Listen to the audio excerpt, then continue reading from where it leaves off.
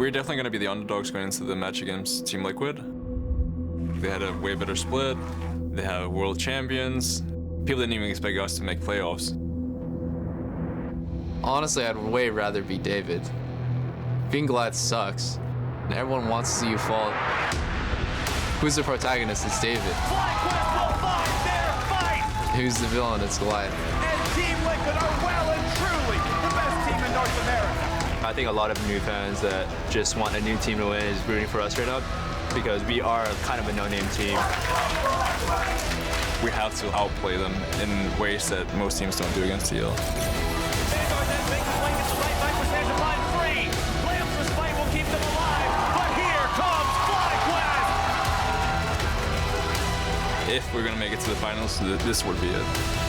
Rookies like Viper or returning players like Santorin, they really, really want it, and they want it more than anything else, but in my worldview, I always want it the most. TPing behind, TPing behind. Doublelift shifts himself forward. It's over, boys. It's a montage. The best team in North America is the best team for a reason.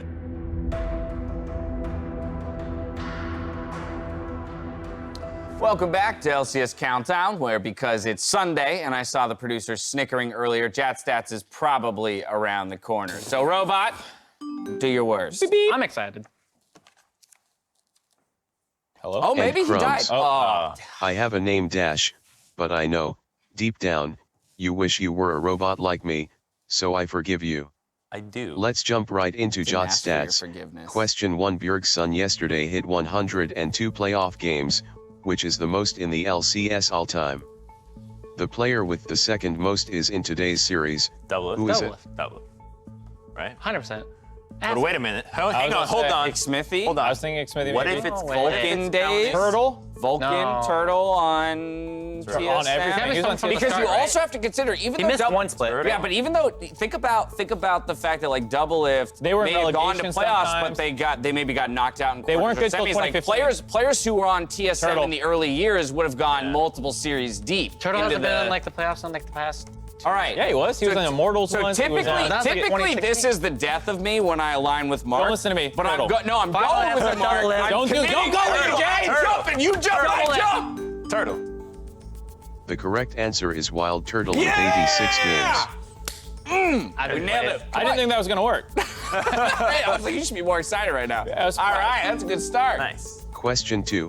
What champion has the highest KDA in the LCS playoffs all time? A. Zillion. Talia, Oh, we B. get Callisto. choice. C. Zoe, It's got to be Ezreal, right? D. Ezreal. I would assume that's Ezreal just because of the safety of that champion. Lots of people feed on Ezreal. Lots Do of they? people. Yeah, they anyone do. feed on Yeah, Ezreal? they do. I think I'm gonna feeds on choose Talia because that's just a random champion compared to the No rest, one right? feeds on No, but Zoe. he played- She Zoe. hasn't been Zoe. played much in Zoe. But when But- she was but- played but- in jungle, she was disgustingly OP. Yeah. Yeah. Zoe. No one feeds. It's so hard to feed on Zoe. I'm going, People I'm definitely going did. Ezreal. Zoe. Talia. Going Ezreal? I'm going Ezreal, Zoe. but Talia. I think Ezreal makes I think more Ezreal's the sense. bait, though. But that's probably I think the bait I think answer. it's still You look at think me. it's- Okay, I'll go Ezreal though. I've seen because it bad doesn't just Ezreals in feel my Get like off that. my picks. We The got it. correct answer is Callisto at a 24 Wow, KDA. the one that we did not choose. Also, that KD is so high. That is ridiculous. That's like zero deaths, I wonder how basically. many games Like one. she's even been Well, playing. there was like, playoffs. there was One. when Six. Yeah, right? Like, what? And that makes me think. No, she was it's gonna be super one. high presence in like a Yeah, 2016 she's when been Doublelift amazing. versus Stixay was going on. And Wow. Wow, okay. Well, she's All smart to right, do. Callista's the answer to all your playoff problems. Our next question is a rapid fire section. Ooh, Please okay. assign the correct team to the value shown on screen. Does that stat belong to Team Liquid or FlyQuest?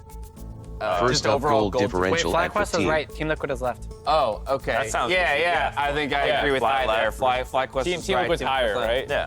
No, Team No, Liquid is lower. FlyQuest is right. Exactly. Team okay. Liquid's Yeah, right. yeah, yeah. That's what I Exactly. said, Yeah, yeah. I had Yeah. That's what. Yeah. Of course. Next, it's I'm a first genius, blood don't worry. percentage. All right. First blood Crushing it percentage. today. Ooh. FlyQuest. FlyQuest is right. You think FlyQuest is higher the against higher one? Yeah, Santorin? FlyQuest. I think Agreed. Santorin's Okay. pretty good. Right. Let's I'm go in with on that. Same. TL the old. Okay. There it is. Yeah.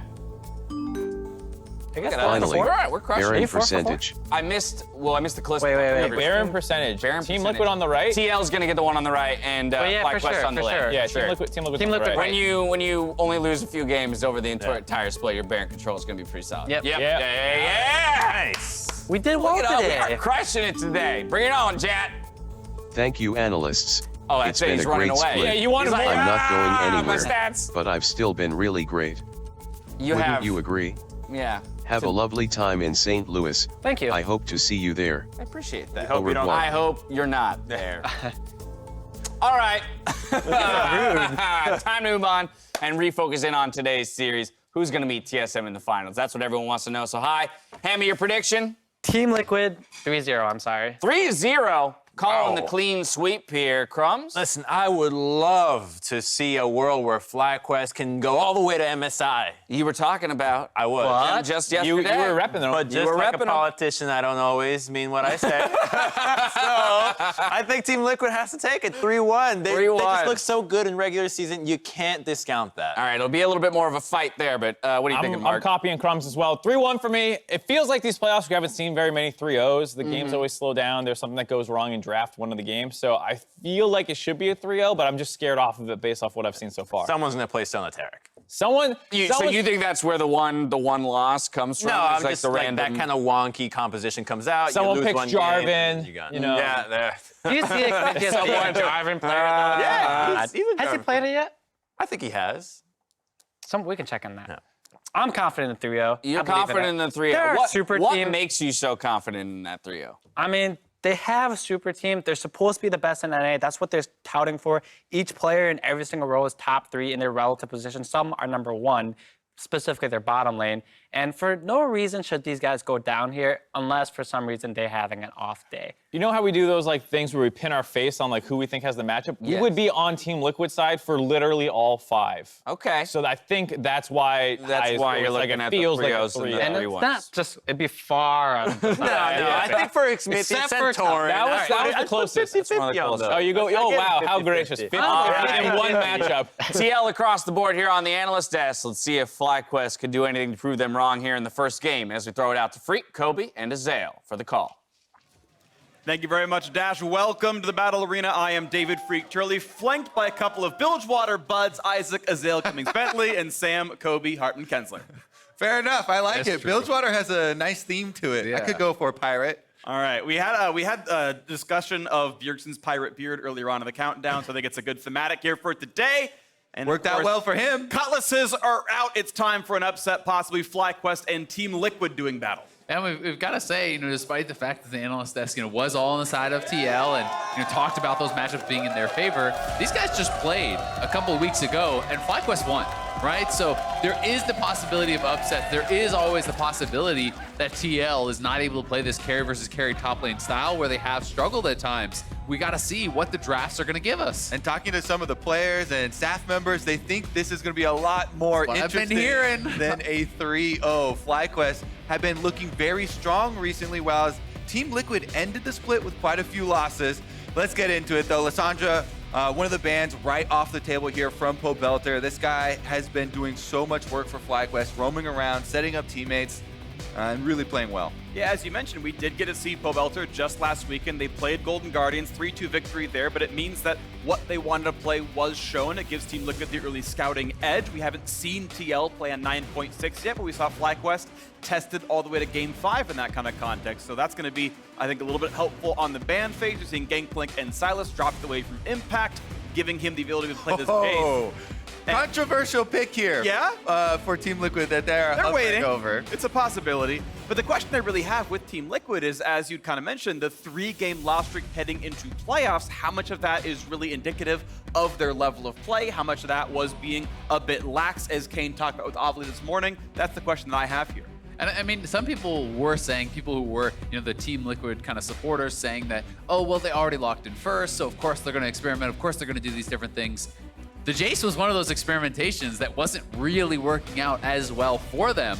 So seriously, if this is that kind of playstyle that they want to show, we'll see if Impact can deliver a better level here today against Viper, who is such an excellent carry versus carry top laner. I kind of like opening with the Jayce pick because similar to yesterday where you open with the Taric Sona bottom lane, then if it does work in game 1, then you can receive some more respect, some bans looking forward throughout the series. But if it flops on its face, then it's still gotta work. That's right out the window. Well, Santorin back on the Rek'Sai. He played so well last week. Gonna grab that one, no problem. It's Team Liquid's time to round out the rest of their composition. Increasingly, we've been seeing bot lane picks later and later on in the draft. They're no longer quite those same safe blinds. And oh, there's the Sona, and there's the Taric. Team Liquid ready to go in game 1. We saw it yesterday. Cloud9 pulled out in game number 1 to get a win over TSM. TSM talked about how they were not ready for that, and they just banded out the rest of the series. But again, if you can get a win in the first game like this, that can earn you some extra credit for the bans later in the series. It does have to work though. And they are blind picking this bottom lane. Yeah, actually they're not. Galio's already been locked in, not too threatening of a support.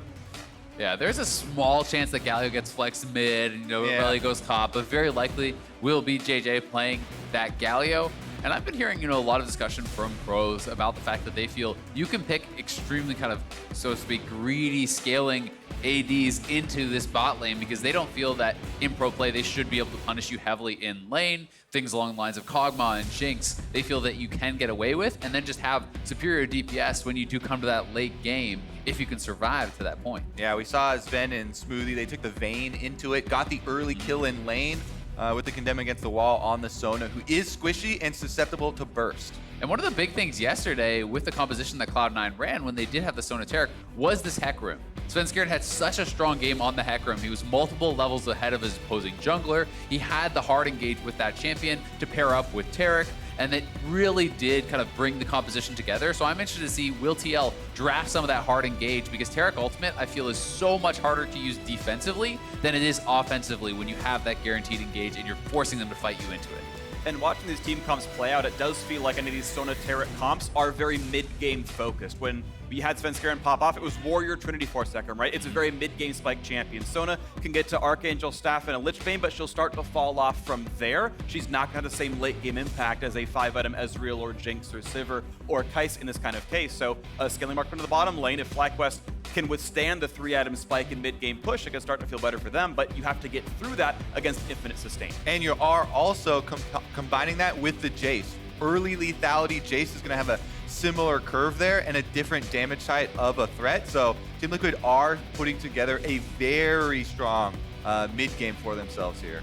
And that's why the laning phase becomes so critical, right? If you're going to draft for this Jayce, for this Olaf, the Sonic Taric, you're going to have a really effective early few levels, early mid-game. This is probably a Jayce mid, yeah. But Jayce mid, Kennen top, Olaf, maybe even attack damage Olaf in the jungle.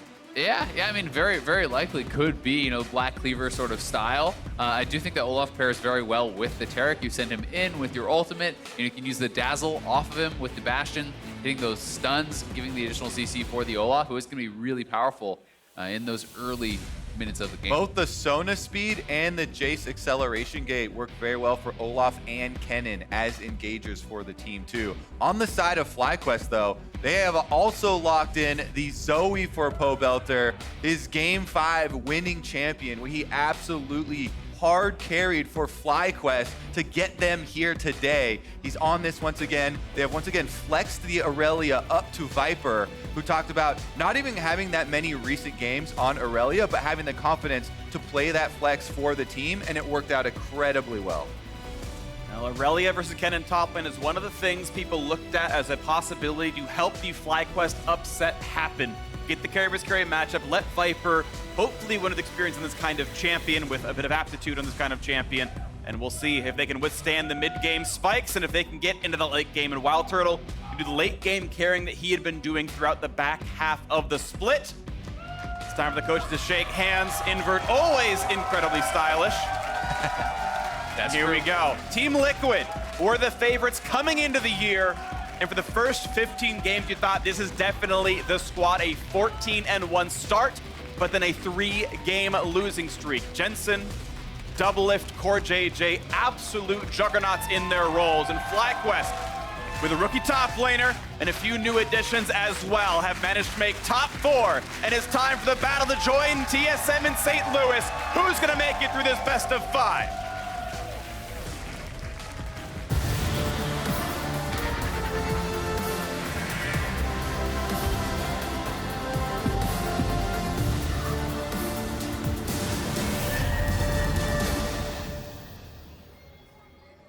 Summoner's Rift, here we are, and how fashionable does Taric look leaving the fountain?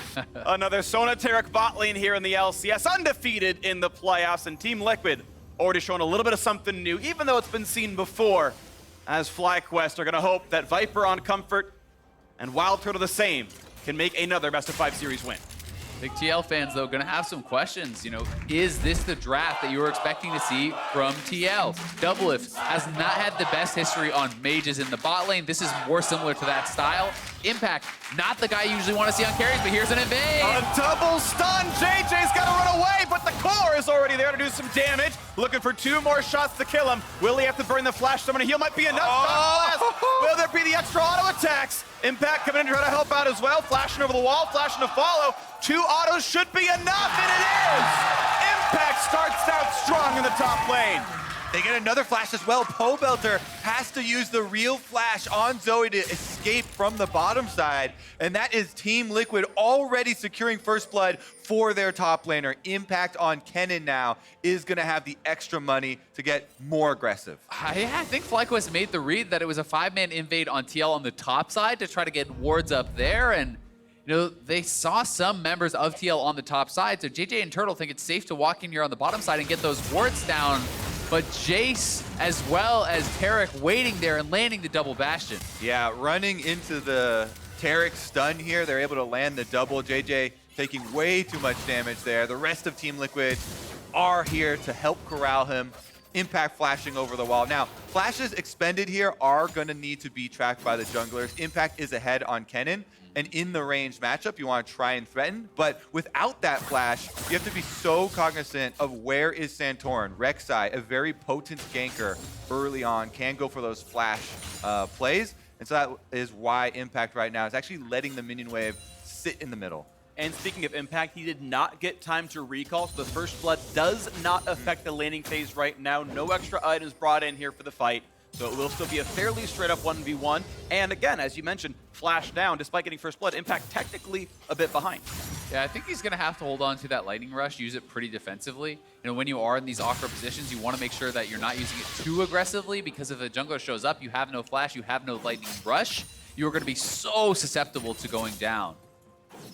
That's still hoping to harass with Kleptomancy, and Santorin's going to sweep the wards, make sure that, okay, Impact does indeed have to play with Fog of War here. And Santorin should know that when he goes for the Scuttle, he'll probably be by the Scuttle Crab ward. That is so common by all teams on both of them. So he'll know that he's been scouted. If you do avoid all those wards, though, Rek'Sai can actually go much more deep into enemy territory and come from behind laners, even on the top side. Not going to be the case, though. He's been scouted, and we'll go back to the jungle to finish clearing. Still going to be a camp and a half behind this Olaf right now. Xmithie has knocked down 6 himself, still has a scuttle to take. Instead cleared all of his normal camps, grabs the red smite, and he'll be ready to go back on the map. 2 control wards, first recall. I know from solo queue, never seen that happen from my junglers, Kobe. Though if you've done that either, but it is a vision focused here for Xmithie. Yeah, he goes for the power clear on Olaf, just getting all of the camps down this early. Then you go out for some vision work, and you come back to your jungle starting at that top again. They will all be respawning in line at higher experience, and you get to continue your power clearing. It's actually one of the fastest routes to level 6. And you have a little bit of time here while you're waiting for them to respawn to go get some invade done.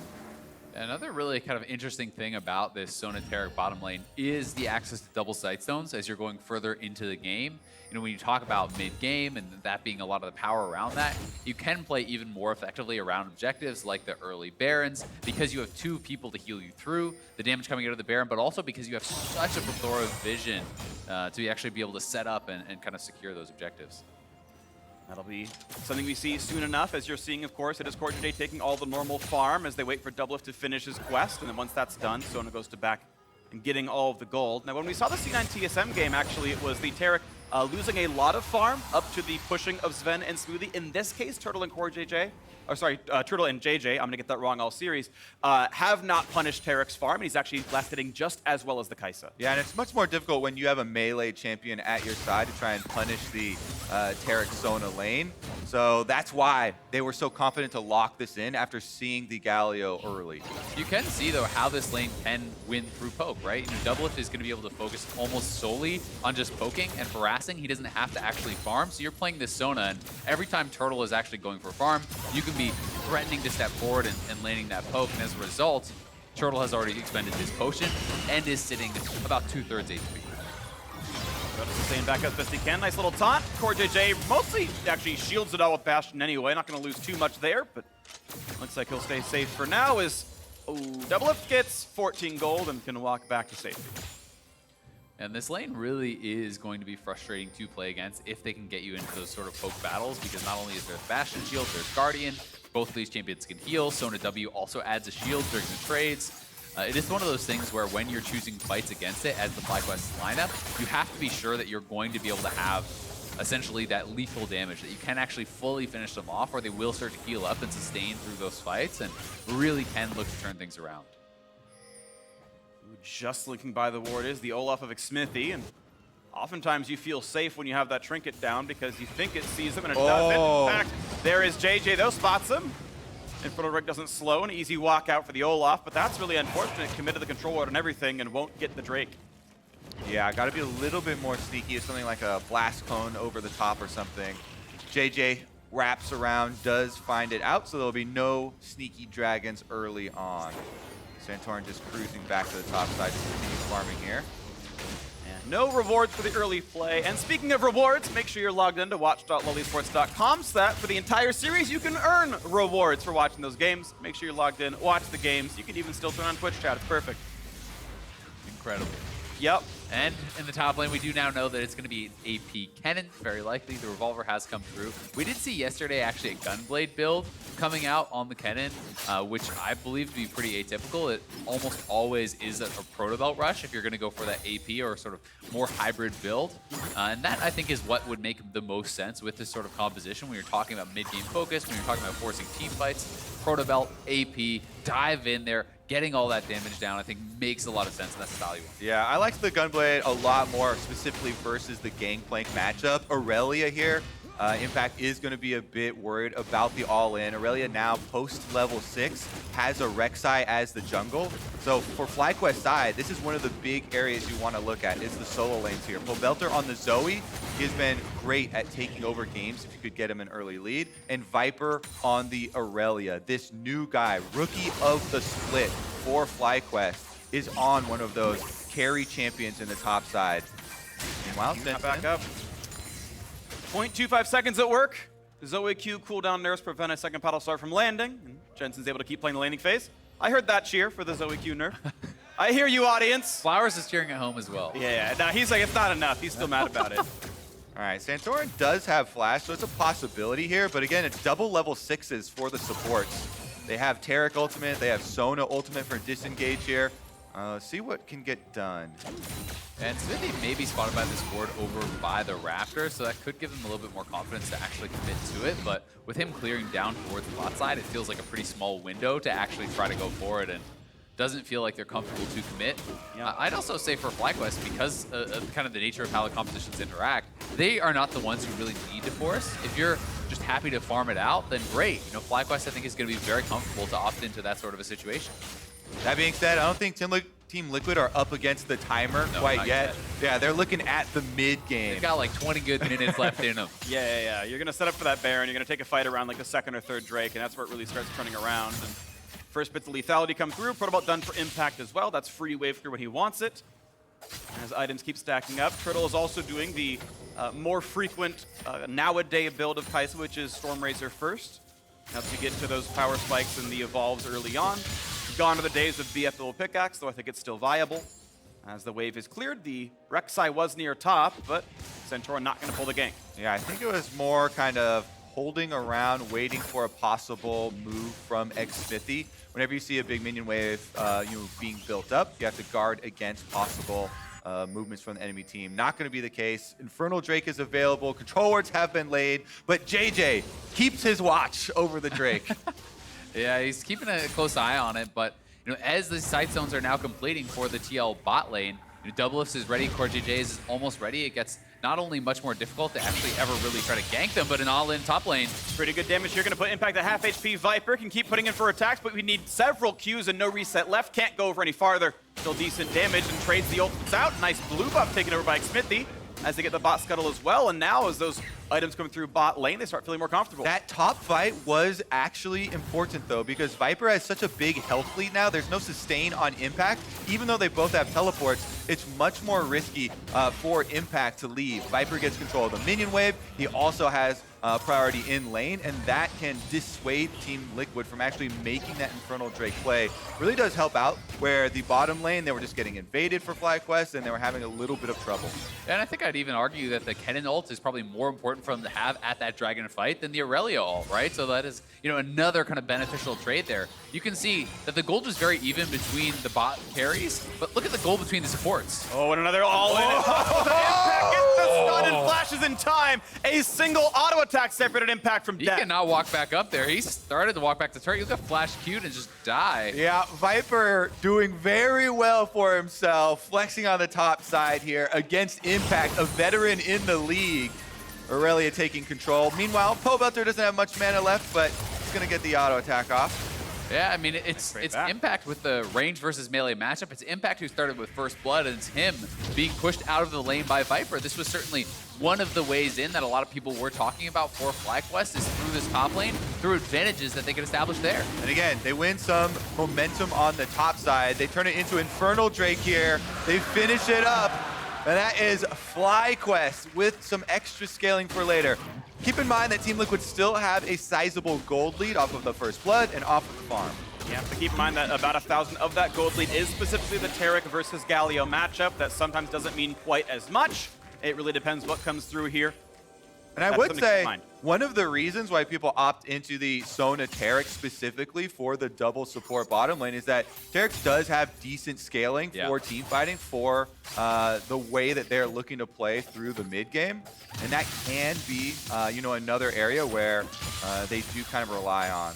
Definitely. I mean, it's certainly not a Kaisa with the extra 1K gold, Sure, but if you get an early redemption and you're looking at mid-game focused team fights, that redemption certainly can be the difference between winning and losing that fight. And it's all, I feel like, against these sort of competitions with Sona Taric about hitting the damage threshold where you're doing enough damage that they can no longer prevent the death, you know, land all of those heals and keep yourself alive. This is actually really interesting. He went for a Catalyst, so it may actually be an Abyssal Mask here. Just to kind of buff up some of his teammates' damage. And it's a kind of item you never get to buy in a regular game of League of Legends, but it's AP Sona, it's AP Kennen, it's a damage amp for the squad, and it'll spike, you know, well in time for Baron, well in time for second Drake, and that's when you want that power. One of the cool things about this, too, is so much of the power in Taric is tied into the passive. But because you're normally very squishy since you're so low income, it's actually pretty difficult to get those auto attacks off in a team fight. If you have an Abyssal Mask, if you're really tanky early on, you can use that passive constantly, reset your heals, reset the dazzle stuns, and have that much more power in a team fight. And to look at from the other side here for FlyQuest, they're looking to avoid those big groupings in the mid game. They have Viper on the Irelia, very good in a 1v1 up on the side. In a side lane, they have Galio that can traverse a great distance across Summoner's Rift. And of course, Pobelter with the Zoe, always looking to pick people off while they're away from teammates, when they're going between lanes here. So FlyQuest looking to spread the map much more and avoid the giant Team Liquid grouping here towards the mid game. And that's what you kind of have to see. How is TL going to force them to come to them, right? We saw, you know, yesterday in the C9 game, around 20 minutes, they just started grouping, walking everywhere as a 5-man squad, trying to force their opponents to respond. And as of yet, TL certainly have not been the ones to force. It was actually FlyQuest taking that dragon, and not too much does come from the Rift. Yeah, in fact, none of the gold was gained. Speaking of being forced, Xmithie couldn't walk into local gold range of those plates, so the plates fall, no one gains the money, only the turret damage, and now the dive towards the back line. Turtle dodges the stun, finds a knockup towards the Taric, but he's invulnerable. Ult for ult, 2-1 in this case, and out goes Team Liquid. Yeah, a couple of ults traded, and I really like that you point that out, Freak. I was going to mention, you have to be in range when the Rift Herald is popped, or else it feels so bad, because you're actually just losing out on these plates that are getting destroyed there, and you don't get that very valuable income. Still though, Team Liquid, 4 plates taken here before the 14-minute mark, contributing to their gold lead that they have running into the mid game, which is where they want to focus on.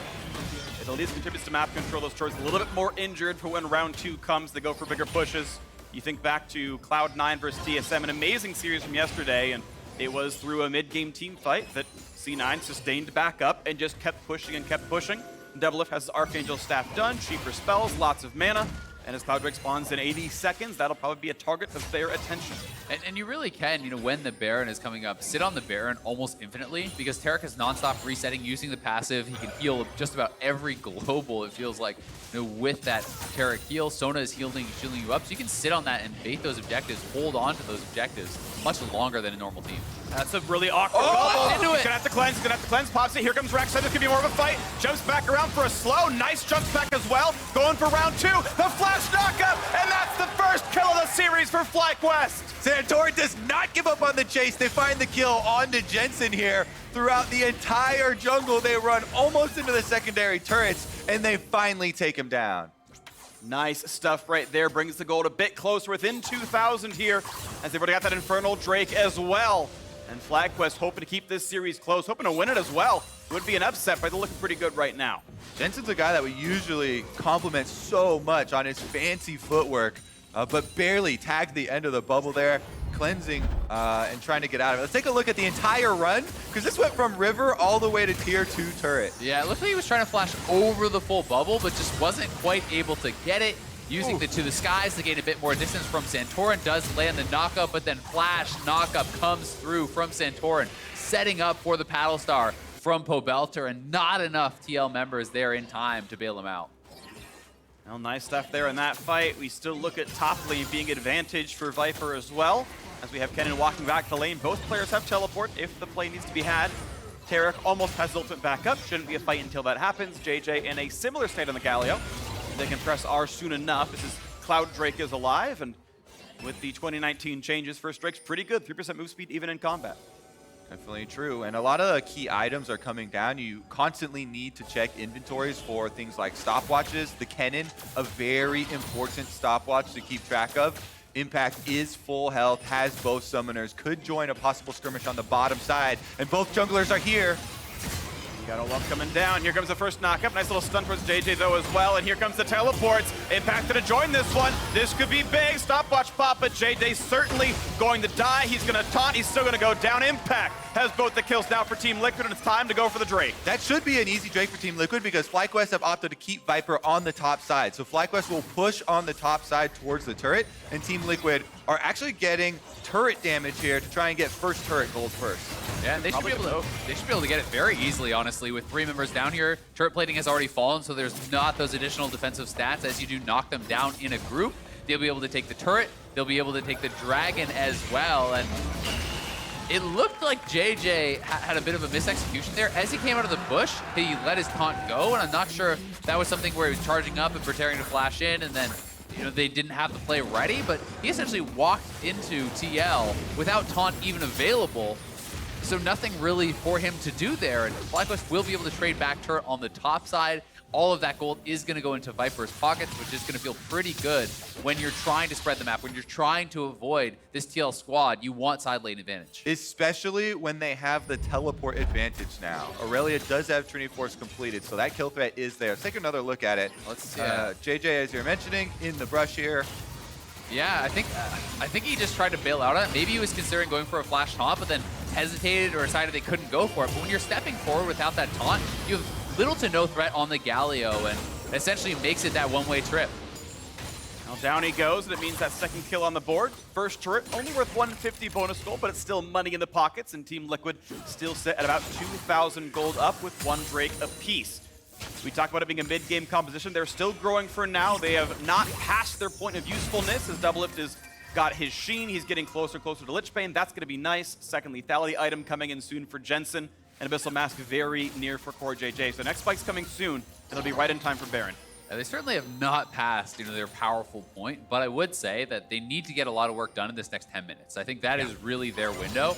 If you arrive at 30 minutes and the game is sitting like this, you're thinking FlyQuest is going to be able to win it. And I think this is really where we're going to be finding the first true test for TL. They're showing us a new composition here. They're showing us Doublelift not on a marksman. This is not a scale to late game and depend on your star player style of team in this game. And a lot of things they're going to be looking for. Flanks, engages here for the Kennen ultimate. Speed ups with Jayce and Sona. Will they be able to get the Olaf, the Kennen, into place to try and attack FlyQuest and get that backline down? Meanwhile, FlyQuest need to control the vision. Not only does it deny those flanks, but it could set up Pobelter to find picks. This is sort of where this all hinges now. Is it's 20 minutes in, there's no Drake alive, it is only Baron. This is really where everything is made and everything is broken. Team Liquid gonna be the ones with the more power right now, but they will fall off over time as Kai'Sa scales. So it's the setup for this top set of the map, the setup for Baron. You're seeing the teleport users already running around. Viper is now bottom lane. TP is up. Trinity Force is complete. Merc Treads help him survive Impact 1v1, and this is now the setup to play. And I generally find that the later the game goes, the worse it gets in the 1v1 for the Kennen. You know, especially as an AP Kennen, you essentially have to have enough burst to threaten a 100-0 style of fight against the Irelia. And Irelia is not building magic resistance really, but it is a situation where you're going to build a lot of HP and you're going to get past that threshold, and you will always win the long extended fight against an AP Kennen once you hit that, where you have your Sterix and you have your Titanic and your Triforce and all these items. He just can't burst you down. And I feel like even after you have Triforce and Merc Treads, you're good to go for the Irelia. Viper definitely very threatening down there. Meanwhile, on the top side, they found Jensen. That's at least 30 seconds bot. Jensen burns the flash. He's got that to get away. Kai'Sa's gonna chase in. Couple more auto attacks. This should be enough. The Q's gonna land from Santorin as well. That's a kill picked up. Not quite the ton of the CoreJJ. Tia looking to go back forward though. Double stun landed. Damage to the CoreJJ. The Galio of JayJ, and he's gonna get out.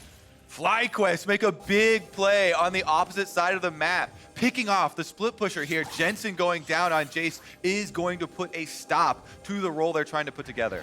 Yeah, and it's more time bot for FlyQuest. They're doing, honestly, an excellent job moving around here. Feels like they are being the more proactive, more aggressive team so far this game, being able to look for these plays, and with Turtle closing in on the Rage Blade, such a strong point in the game is approaching for this Kai'Sa. FlyQuest have done so much work this split, adding Pobelter and Turtle's experience here with Santorin coming back and the new rookie Viper in the top side, all playing very well, showcasing some teamwork here. See if it can work out versus the veterans.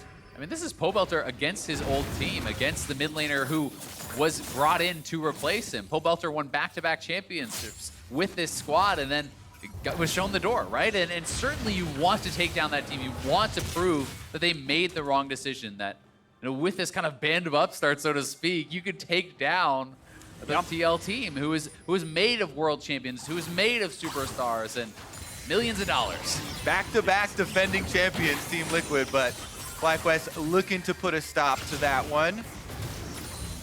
I really do love the story of the FlyQuest veterans, though, because these players have titles, but they were never the ones who were like, oh, they won because of you, Pobelter and Santorin and WildTurtle. Though you've got like 8 trophies among you, it's not because of you. It's, well, you were on the team, and you've got a bunch of ex-LCS champions here to say, no, we can do it with ourselves, with a rookie top laner and a 1-year journeyman support here pulled up from the Academy League. And so far, FlyQuest holding on very well, but Team Liquid pick up the Drake, and they're still ready to go. Oh!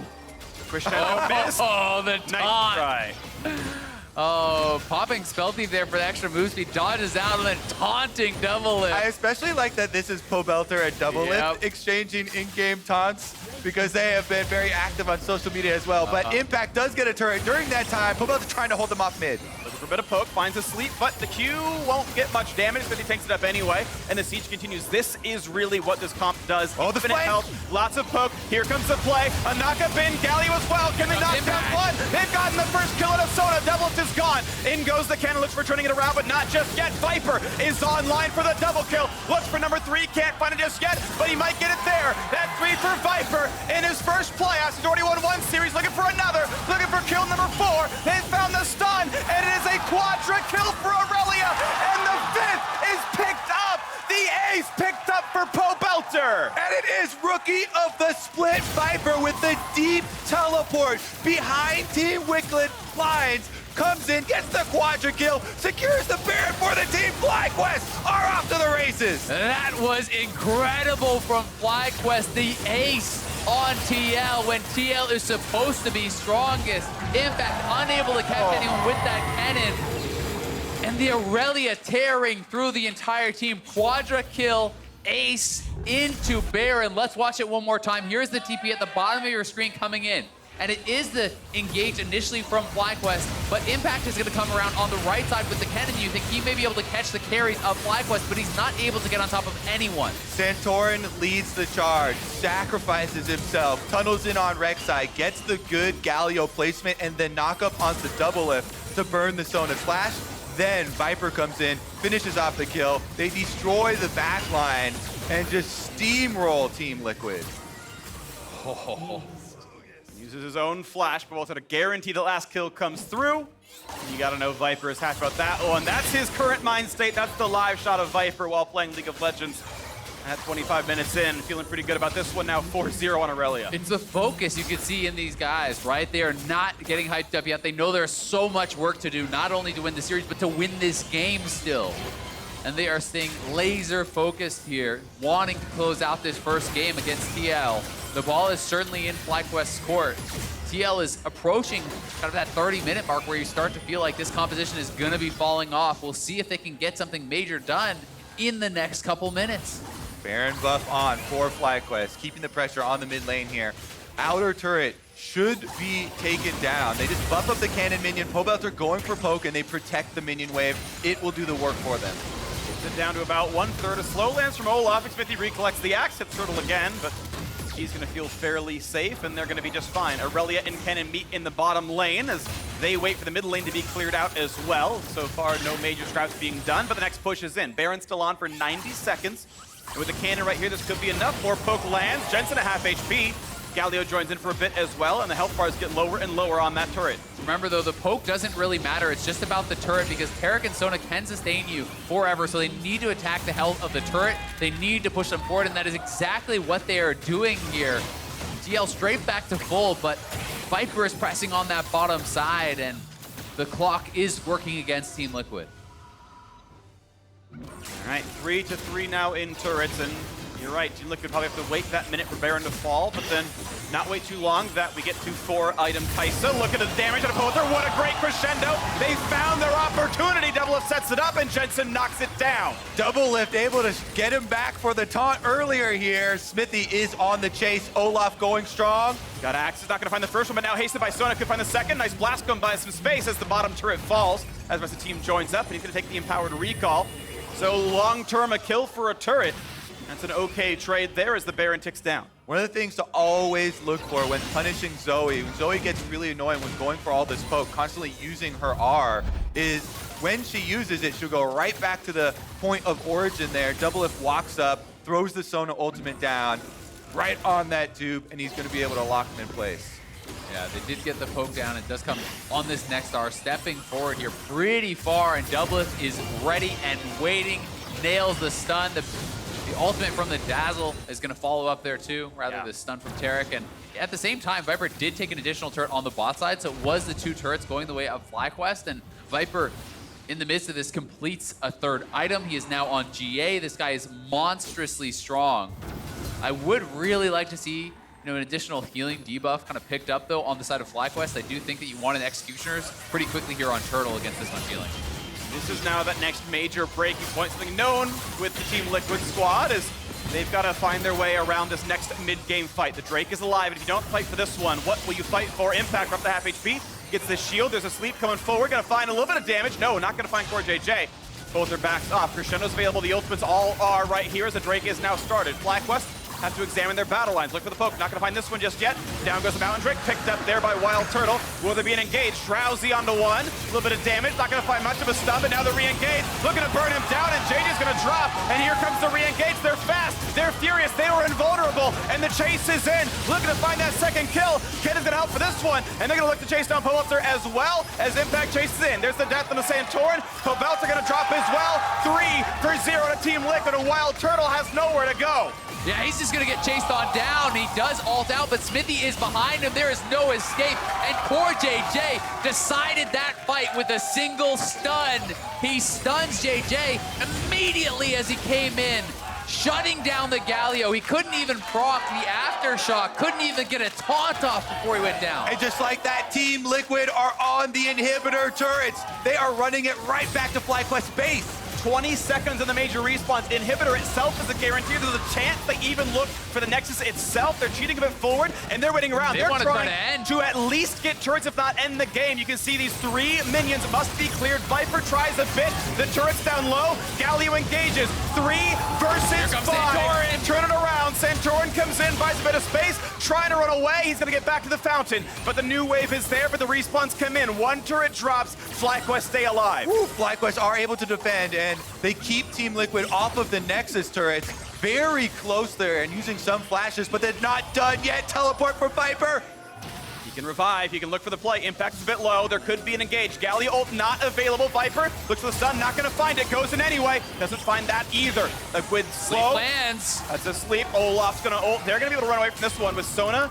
It should be easy. They're gonna walk out. Baron is on the table, but Team Liquid do have a lot of sustain with the double supports here. FlyQuest heading over that way. Doublelift is out of mana, though. The double support doesn't matter if you can't cast any spells. Sona is very mana heavy. She stayed on the map for an incredibly long time, and there's no Ocean Brick next to reach, and Blue buff is actually massive for him, but Double has already recalled. It won't really matter in this case. Picked up there by Jensen, who needs mana as well. There's the Drowsy. Olaf is ultless. Not gonna find that Paddle Star. Half HP on the Baron. Looking for the re-engage. Most ults are available. It's gonna be the Smite Fight picked up there by Santorin, but Team Liquid are invulnerable. Looking for the kills. They're gonna get one already. Look for a second. Viper gonna force the GA out as Turtle tries to stay alive. Kiting away, but goes down to Impact. The kills are going back and forth there, but Santorin stays alive. CoreJJ in the duel. A triple for the Rek'Sai. Santorin pushes back Impact, and now it's CoreJJ alone. Just as the Taric, it will be FlyQuest winning the fight. Viper is unstoppable. 5 kills in this game. 5 kills. We just had 5 minutes straight of fighting. They were in the base. They're at the Baron. They're in mid lane. Now with the recalls, FlyQuest have swung it back in their favor once again. Such a close fight by that Baron. It felt like TL might have been able to clean them up after the initial Baron kill. They do secure it here with Santorin, but in goes Impact with the Taric ultimate, dropping his ultimate, but great job by JayJ. He peeled Impact completely. The ultimate from Kennen didn't do anything. Exactly. JayJ steps up to the front on Galio, zones the entire team. They tank it. This allows, on the backside, a lot of work to be done by Viper. With his Guardian Angel, he can get back up, and then they finish off the fight. Impact, the only survivor there for Team Liquid, whereas FlyQuest get 2 Baron buffs to take home. Oh, those are pretty big pickups there. Good pickup on that Baron. And grit by Santorin to land that smite. Look at this game, though. 300 gold separates. And keep in mind, FlyQuest base is not looking very good. They're missing an inhibitor. They're missing one of the Nexus turrets as well. If people thought this was going to be a one-sided series, they were dead wrong, because even this first game has been back and forth. Yeah, and FlyQuest is reaching that sort of late game stage that we talked about. This is where it's going to get harder and harder for TL. Kaisa, it now has 3 items plus the Executioners. Death Cap is quickly coming in here for Pobelter. Viper is already enormous and now building up more magic resistance with the cowl, so he's going to be that much harder to burst down if you do not have the sustained DPS to knock out this Irelia quickly. He's going to shred through your team. One thing to point out, though, is there are some real tanks on Team Liquid. CoreJJ has 139 CS as a support. Frozen Heart and Abyssal Mask are done. 3 cheers for supports with gold, by the way. He is actually online as a real tank. Let's see if they can bring the team fight together. Remember, Team Liquid have to look for better angles to try and get back to WildTurtle, back to Pobelter, really threaten those carries that are destroying them.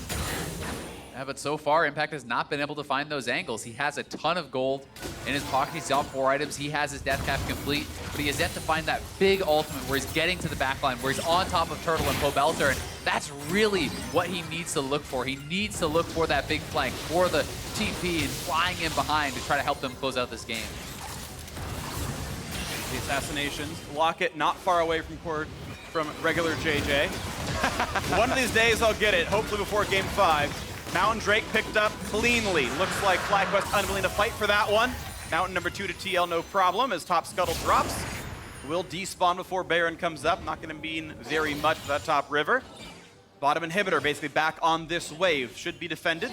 The Team Liquid pushing with double super minions. Could knock it down if they're willing to siege, but they are not. Yeah, they might be able to get the mid turret here out of the pressure from getting that inhibitor down earlier, but that's about it. FlyQuest are able to quickly clean up the rest of the super minions.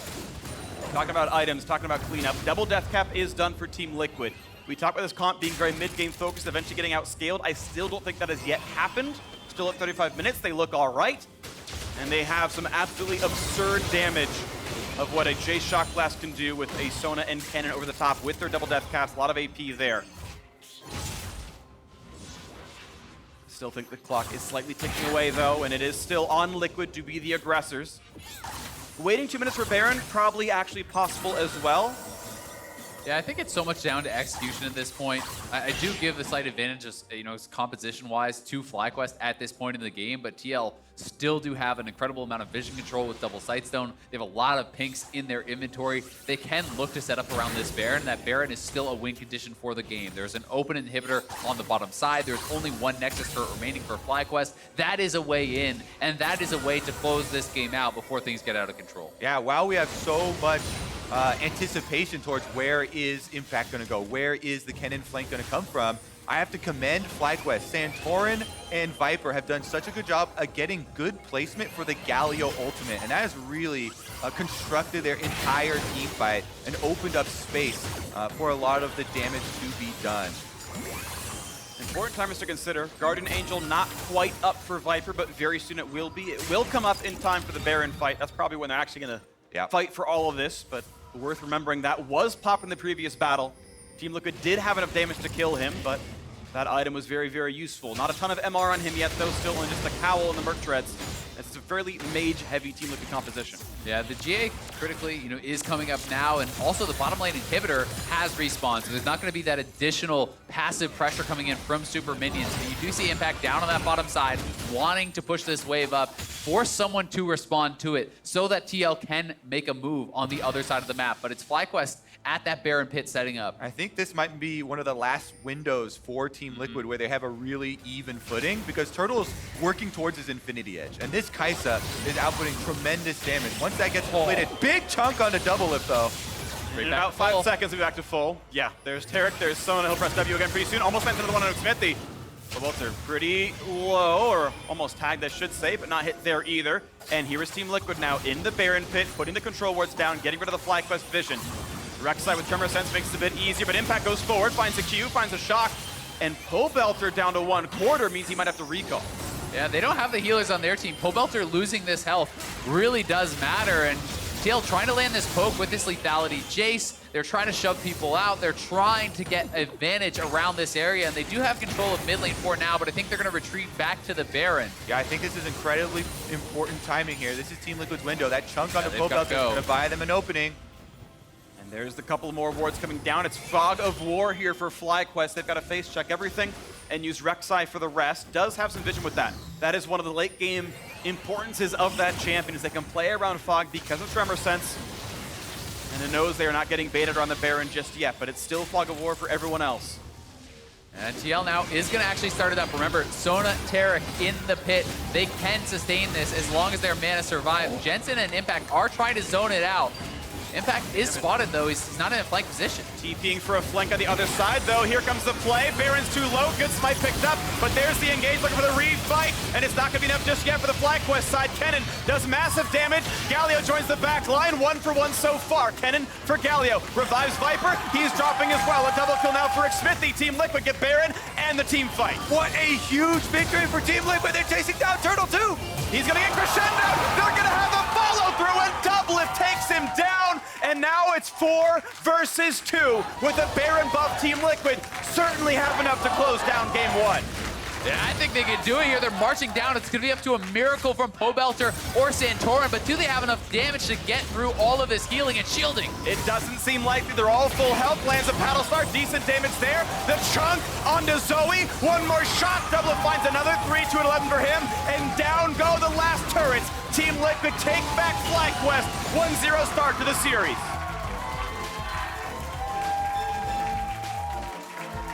What a well-fought opener here on Sunday. Team Liquid, I feel like they really needed to make that window work, and they did. Baron buff ending the game before the Infinity Edge comes in.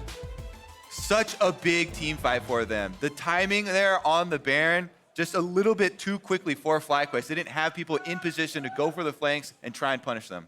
Oh, what a good game right there. Team Liquid, they continue to stay aggressive throughout the mid game. The two team fights they really won by a lot, getting the first Nexus turret, getting the inhibitor open, gave them a lot of space overall, and they had some really big picks. The crescendo from Doublelift back at like 18 minutes in the mid lane, picked up Pobelter. That was absolutely huge. And then again, towards the end right there, catching Turtle, just to make sure they can close out the game. A lot of good plays around that squad. Yeah, and I think you have to give a lot of credit also to Impact in that final fight. You know, the reason that it looked so one-sided towards TL is Impact was actually zoning out almost the entire team. Viper goes in for the flank, but instead of collapsing back to him, he goes forward, he drops the ultimate, drops the Zonias. They have to back off. You cannot fight through that, and the carries couldn't actually enter the fight. Impact got the stun onto JayJ, so the Galio ultimate couldn't support the Irelia engage onto the backline. Yep. There was no extra help there, and it collapsed. And of course, Irelia versus 3, you keep shielding it, keep healing it, not going to get those kills. So now for more on how Game 1 shook out, we're handing it off to the State Farm analyst desk. Thank you very much, gentlemen. An action-packed first game of the day, but Team Liquid is the team that comes out on top over FlyQuest, showing maybe some of their veteran prowess and experience on the stage in keeping their composure around the global objectives and ultimately finding the right fight for their composition. But again, when we were talking about champion pools at the top of the day and how champion select itself might affect this series, we get our first look at it, and Team Liquid takes a page out of the Sona Taric bot lane book. Yeah, and it's an amazing Game 1 draft. We saw it yesterday. You win one game, and now it has to be permaban. If FlyQuest doesn't play it, they're going to have to ban it every single game from now on. At least probably one of the components. Taric is the easiest one to get rid of. So it sets a really good tone. However, I don't think it looked that good for them. They were really struggling to make this comp work. FlyQuest found so many windows to destroy it. It was a really weird game because I think they had the right tools to try and beat the comp, and FlyQuest was doing pretty good, and you could see some inexperience on the side of Team Liquid. But then it's also just such a strong comp overall that like they kind of figured it out as the game went along, and then it's very forgiving. Pobelter lands some huge chunk. Well, we have double heal, and it's not a big deal, and it gives you such an advantage in the more neutral stages of the game. Right. Yesterday, I said I wasn't that convinced by the comp. I felt like this game, even though it didn't look it, it convinced me more. So I never felt like Team Liquid was in a position to lose this game. Yes, they lost a fight here and there, but I never felt like they're on the back foot where they're getting pushed into their base and they're getting beat up. Even when FlyQuest got the Baron, Team Liquid was still holding strong and showing that they had control of the map. And it seemed like there wasn't that much that FlyQuest could do to beat this comp. The only way that they could is if Team Liquid messed up. So when one of these fights, we see that Doublelift makes a huge mistake along with Jensen in the fight that shows, hey, this is not how the comp is supposed to be played. And they learn from that mistake, and then later on in the game, you'll see that they fix it. So here you'll see that Galio does an ulti where Taric also drops an ulti. And then you'll see that Viper is coming from behind. The only thing Team Liquid needs to do right here is stack on top of each other so that they all get the Taric ult on top of themselves. But you'll see that Doublelift runs away from the Taric ulti, and Jensen also runs away from the Taric ulti. And at that point, that's not how the comp is played. Yeah, it's one of those things where you're in actually an okay spot here, even though it looks scary. In a typical situation, the average marksman player is like, get me out! And that's what they want to do here, but you're fine with the Taric ult. You have the Kennen and Olaf who are going to zone the rest of their backline, but he flashes right into the Irelia, gets himself killed just as the Taric ult finishes completing. And now you've lost one of your key damage threats, as well as the fact that Jensen did not receive the ultimate. And this is a bit of inexperience or nerves with the comp. It's hard to say, but this set up a situation where, you know, High's talking about FlyQuest gets the Baron, things are looking much better for them, but they didn't get a monstrous lead with the Baron. It wasn't like an 8,000 gold power play. They didn't crack the base, and so you knew they were going to have to win a couple more fights over the course of the game. I actually think CoreJJ's ulti was super slow there, too. It was pretty slow. Generally with Taric, you want to cast your ulti as the fight is about to start, not when the fight is already happening. By the time you casted it, the Galio ulti is already coming down. Kai'Sa's hitting your Sona on the forfeit already. You want to do that before that happens. Now, Viper picked up a quadra kill in that replay, so I think that that's something to be considered. Even though they did lose the game, that's got to feel good in your first outing against Team Liquid, the favorites in this best-of-5 series. It does, and he was up against a Kennen that got a free first blood, so he had more experience, more gold, and he was still winning that matchup. So I think that the Viper versus Impact story might continue to develop in Viper's favor, and I would have really liked to see Santorin pay a lot more attention to that lane. That Kennen had no flash for quite a few instances, but we never saw the Rek'Sai take a creative path into the mid lane. into the top lane rather. And if you snowball the Irelia straight from the laning phase, then she can go into the team fights and just completely clean house. I mean, to be fair, he was grabbing an Infernal Drake and some of these other objectives, so I think he was still having a pretty good influence on the game. But it was like Kennen with no flash. You have Rek'Sai with flash and then Irelia. That's such an easy. Yeah, it's true, but look at how the comps played out at the end. Like that felt like a game where I don't know what other things. Like if you kill Kennen once in lane, that game doesn't change. It's a pretty similar game state, all things considered. I want to return to the point that you were making, Mark, though, about how Team Liquid kind of seemed to discover themselves and how to pilot this composition throughout the course of the game. We're going to take a look at another replay, this one taking place down near the Dragon. 4-0 in favor of Team Liquid, 29 minutes in. Yeah, well, as we get this replay up, hopefully we'll see. Playing on my screen over here. You've got it. I'm watching. Is it a good replay, James? I'm watching it. I'll tell you all about it. They're running them down. All right. Let me roll it back. All right, we're on. Hold on. Back ready? Watch the conductor. Boom!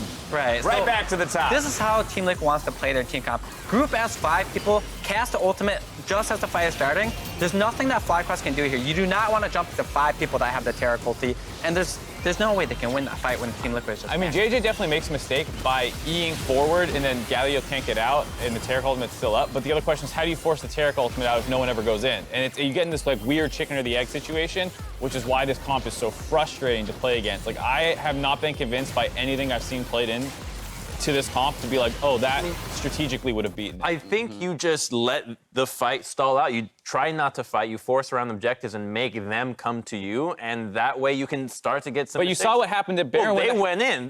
No. Later in the game at Baron, Pobelter landed some great poke. It gets healed up. Pobelter gets hit by one shock blast and a Kennen Q, and suddenly they lost control of the map. It's like that's what makes this comp so disgusting. Is you want to engage, we have an answer. You want to stall out, we have an answer. I believe me just tweeted at me the other day saying that with Taric Sona, it's a very interactive game for the enemy team, meaning that it's not very interactive. Like, even though you land that huge poke, they just heal that up. And if you get poked, since that's what's going to happen when you trade damage, you can't do anything in return. So as the game gets later and later, it becomes less interactive for one team. I mean, it's strong enough to put your arguably 2 best players of your team into it. And they don't even look good on it. They look bad on it, and it still crushes. Right. Yeah. FlyQuest has chosen to stay on red side here for this second game of the series. Of course, we've already talked about the likelihood that they'll ban out one of the 2 champions. Or take it right away, your red side. Take it away. That's a possibility. The question is if they've played it. But in the I actually think you can play it without ever playing. Well, yeah, that might be true too. But in the consideration of them banning it out, I want to talk about in a more standard setup, air quoting that. What do we expect these teams to do? And maybe what do they hold over from game 1 into game 2? What do they change? It's a really interesting first game because it almost feels like you could ignore it. Like, the problems that Team Liquid had in this game looked like unfamiliarity with this comp. The problems FlyQuest had in this game was playing against that comp. So if that comp is completely removed, it almost feels like a fresh slate to the series. Yeah. Right. So Invert earlier in his coach interview said that he feels like FlyQuest plays differently from Team Liquid. I don't actually know if that's true. We're looking at some stats here, and they both have about the same length of game time. They both like taking it to late game. They both like taking team fights. And when you think about that, who really has the edge in a 45-minute game? Team Liquid or FlyQuest? And my money is on Team Liquid, and they have like an 8-3 record after games post 35 minutes, and FlyQuest is 7-6. So if the games keep going like this, where it's super slow in the early game, they're hitting 35-minute marks, I don't think that FlyQuest is going to be able to take it back. It's kind of the classic conundrum. 2 teams that play the same style, right? Who's going to come out on top? Well, quite obviously, the world champions. Yeah, exactly. The world champions, the experience. Team Liquid scooped up game 1. We'll find out how FlyQuest answer in game 2. The series continues after this.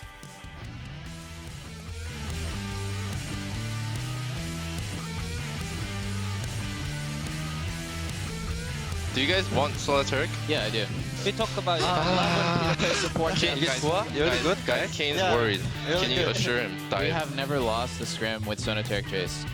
Yes. Oh, true. We also only played 1. Impact coming in to try to help out as well. Flashing over the wall, flashing to follow. 2 autos should be enough, and it is! Viper in his first play. He's already won 1 series, looking for another. Looking for kill number 4. They found the stun, and it is a quadra kill for Irelia, and the 5th is picked up. Do not. Smash. It's fine. Save the wave, Yeah. Keep going. It's okay. Just keep going. Just keep going. Yeah, we can't get it. Keep going back. Fighting. Okay, look at Kennen. I have all when I'm up. I'm a Sona. Look at Sona. Yeah. What a huge victory for Team Liquid. They're chasing down Turtle too. He's gonna get crescendo. They're gonna have a follow through, and Doublelift takes him down. To change the world of gaming, you have to go beyond what's next. Break boundaries, make history, and force the universe to take notice. The world's most powerful and most upgradable gaming laptop with Intel Core processors. The Area 51M defines the future of gaming.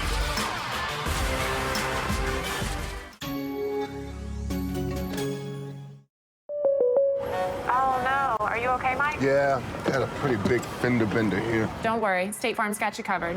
That's great to hear. Robin, what's going on? Are you sure you're okay? Yeah, I think so. We're gonna get you a tow truck, Mike. Thank you. Real fender bender going on here. Fender bender. Fender bender. Fender bender. Fender bender. Everybody remain calm. No reason to panic. Go with the one that's here to help life go right. State Farm.